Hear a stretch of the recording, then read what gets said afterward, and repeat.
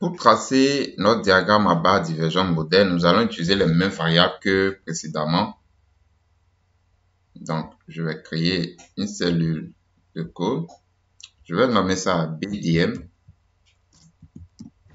ggplot de MTK,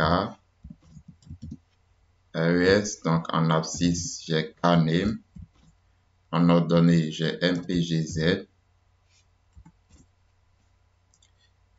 et ici, je vais ajouter label égale MPGZ, d'accord? Donc, les valeurs, je veux en fait que les valeurs du kilométrage normalisé s'affichent, d'accord, au niveau des points.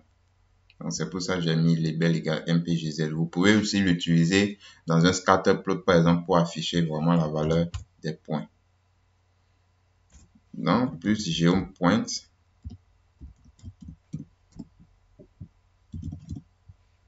strat égale identity encore.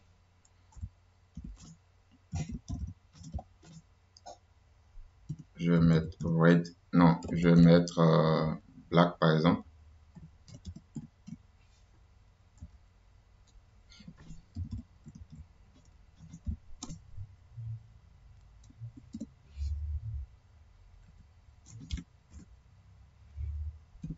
Maintenant, on va utiliser geoSegment. Donc, vous pouvez toujours aller regarder la documentation pour pour savoir vraiment ce que les fonctions, comment les utiliser. Donc, ici, on va utiliser geoSegment. Donc, je fais AES.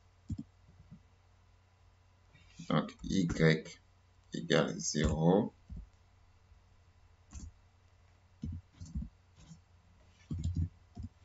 Ici, ce sera KNAME.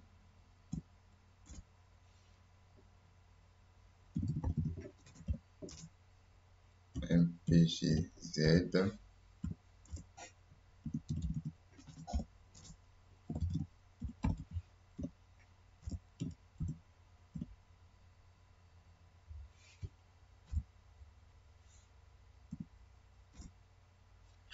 Et je vais mettre couleur black.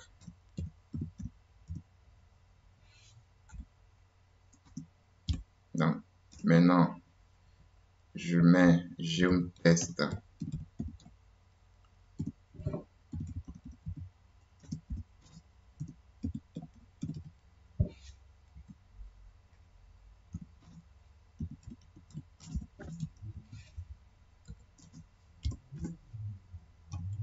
Il faut toujours mettre les titres.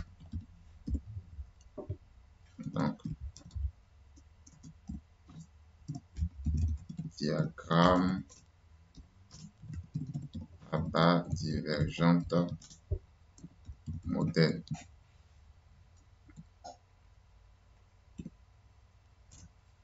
Un sous-titre si vous voulez.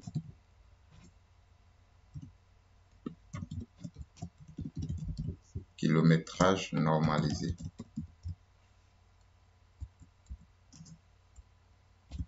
Et de façon optionnelle, on peut définir un YLIM entre moins de 50 par exemple et 2,50. Donc, on fait une limite au niveau de l'axe des ordonnées. Et comme précédemment, code flip pour bien afficher les noms des voitures. Donc, j'exécute.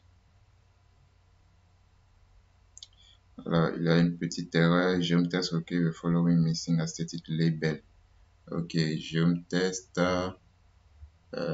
color white size 2 labs Kathleen ETM. J'ai mis le label ici. Peut-être je devais le mettre dans le geoTest, peut-être. Je vais voir.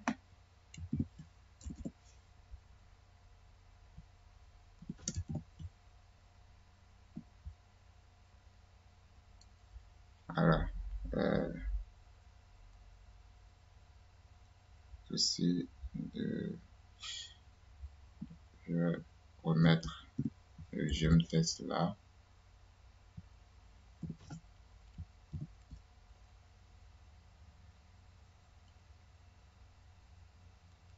fill black size 6 j'aime segment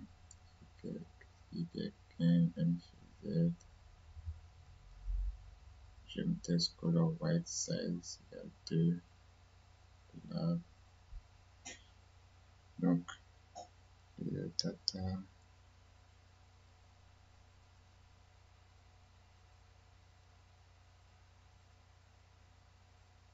bon on va peut-être le mettre en commentaire pour voir ce que ça donne. Ok, voilà. Mais on n'a pas les valeurs. On n'a pas les valeurs. Je vais voir au niveau de la fonction geomTest.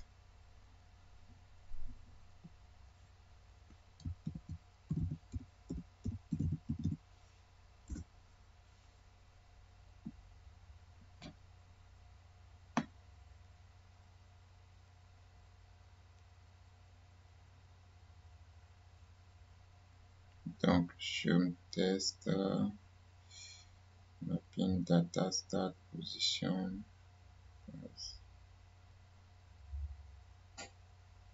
J'ai l'impression qu'il n'a pas un argument. Il n'y a pas d'argument label dans geomTest. Et pourquoi il me retourne une erreur?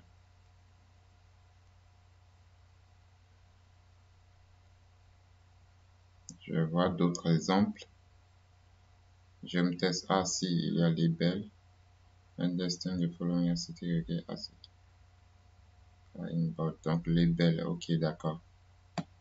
Donc il doit être dans la fonction iOS.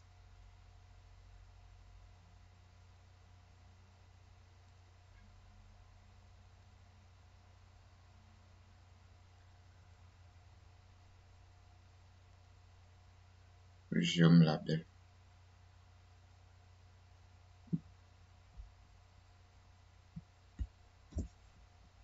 On va tenter un truc, on va mettre geom label.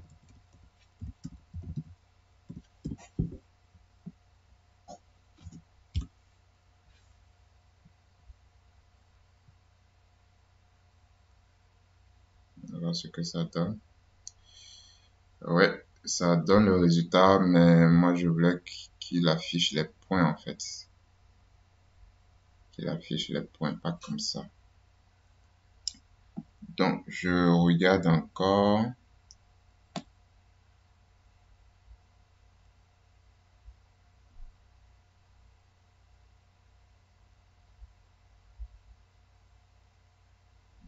iOS.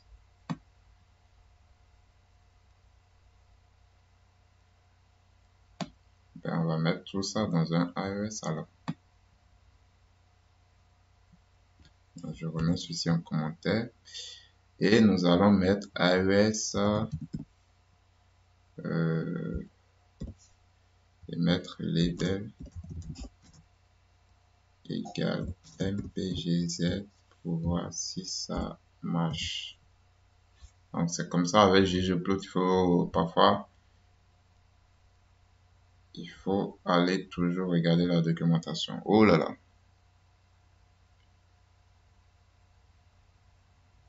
Non, non, non, ça se présente pas bien. Ça ne se présente pas bien.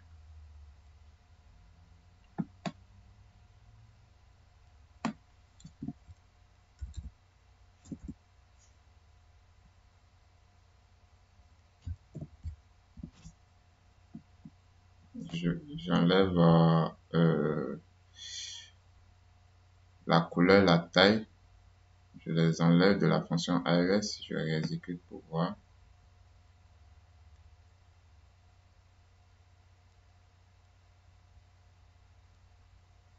Et voilà. Donc, c'est ce que je voulais en fait. Donc, vous voyez que il faut toujours regarder la documentation et surtout, tenter plusieurs choses. Voilà, tenter plusieurs choses parce que après, c'est du code, hein. Il va pas vous mordre, on va pas vous mettre un pistolet sous la tente si vous faites une erreur. C'est très possible de faire des erreurs lorsqu'on écrit du code. Mais il faut pas s'empêcher de tenter plusieurs choses, d'écrire plusieurs codes et voir comment ça réagit, quoi, comment ça, et regarder la documentation surtout. Donc, voici ici, vous avez, en fait, les diagrammes à barres divergentes comme nous l'avions vu dans la vidéo précédente, mais cette fois-ci, vous avez une sorte de courbe de tendance comme ça qui s'est tracée. D'accord? Et vous avez les valeurs, même si c'est très petit pour bien voir, vous avez les différentes valeurs de MPGZ. Maintenant, comme d'habitude, on va le transformer en un graphique Plotly en appliquant tout simplement la fonction ggplotly. Donc, ggplotly de PDF. Contrôle entrée. Et voilà, ça s'affiche très bien avec Plotly. Exactement.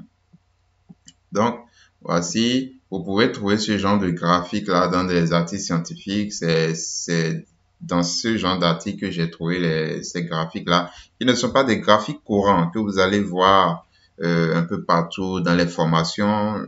Voilà, j'avoue, j'ai beaucoup cherché pour trouver comment pouvoir créer ce genre de graphique.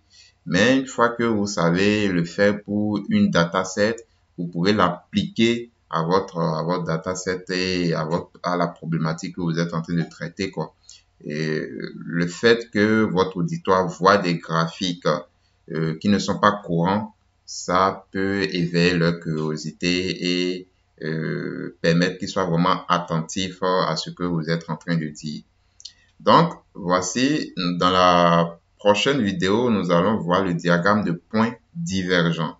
Donc, tout ça fait partie des graphiques de déviation. Donc, le diagramme de points divergents.